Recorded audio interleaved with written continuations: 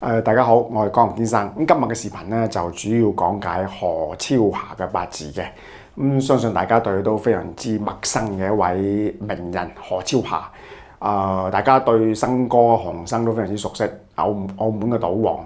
其中一句俗語講咧就係、如果你唔信邪咧，就去澳門揾生哥。咁呢句話咩意思咧？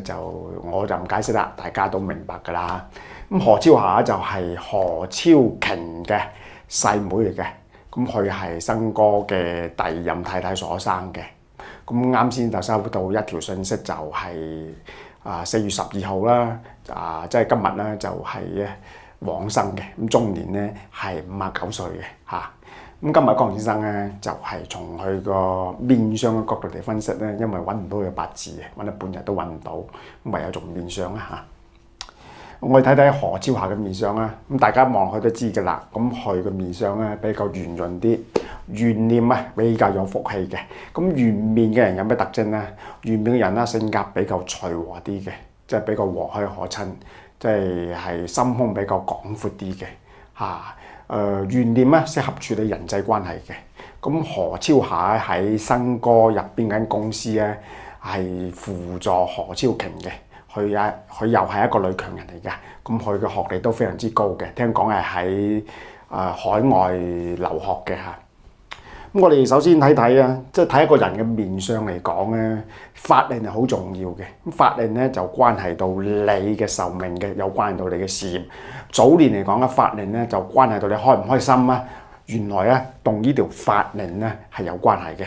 咩叫法令？法令好簡單，相信大家攞住塊鏡。望一望你嘅樣，然後咧望下你呢個位置，就鼻翼呢兩個位置嗰兩條線啊，我們稱之為法令。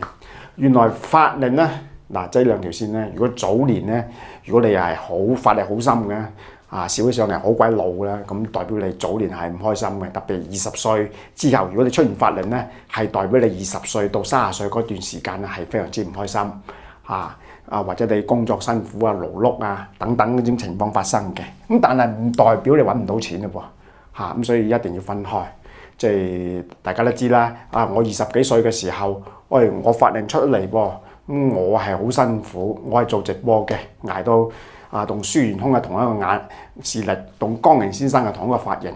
但係你唔好理，我就揾到錢係分開睇嘅，係代表你20歲到30嗰個年齡段。係工作係辛苦勞碌，又代表你唔開心、抑鬱呢個唔開心、抑鬱咧，有可能係家庭方面嘅事情咧，係導致你唔開心嘅。